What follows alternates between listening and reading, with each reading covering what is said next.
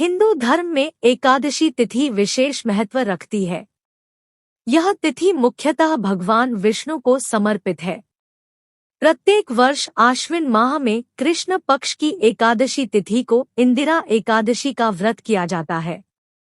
पितृपक्ष में पड़ने के कारण इंदिरा एकादशी का महत्व और भी बढ़ जाता है।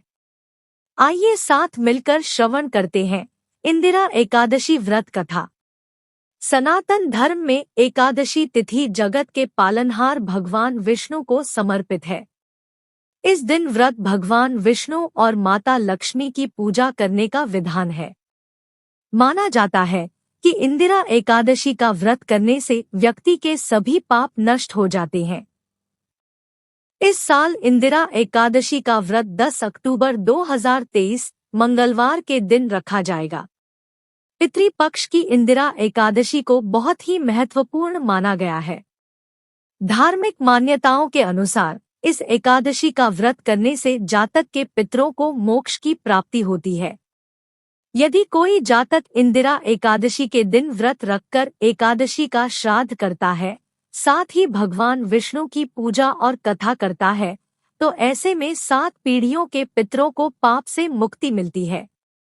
कथा के अनुसार सतयुग में एक इंद्रसेन नाम का एक प्रतापी राजा था जो महिष्मती नगरी में राज्य करता था। उसे पुत्र, पौत्र, धन धान्य आदि सभी सुख प्राप्त थे। एक दिन नारद मुनि राजा इंद्रसेन की सभा में उनके मृत पिता का संदेश लेकर पहुंचे। नारद जी ने राजा इंद्रसेन को बताया कि कुछ दिन पहले उनकी भेंट यमलोक में राजा के पिता से हुई।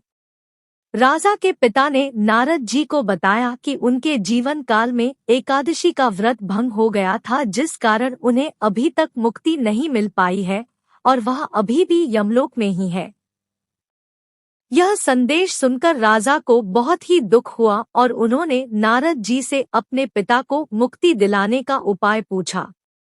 इस पर नारद जी ने उत्तर दिया कि अगर वह अश्विन माह में पड़ने वाली इंदिरा एकादशी का व्रत करेंगे तो इससे निश्चित ही उनके पिता को सभी प्रकार के दोषों से मुक्ति मिलेगी, साथ ही बैकुंठ की भी प्राप्ति होगी।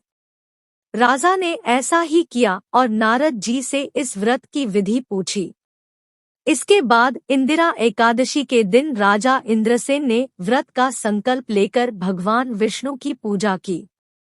साथ ही राजा ने पितरों का श्राद्ध किया, ब्राह्मण को भोजन कराया और दान पुण्य भी किया, जिसके परिणाम स्वरूप राजा के पिता को मोक्ष की प्राप्ति हुई।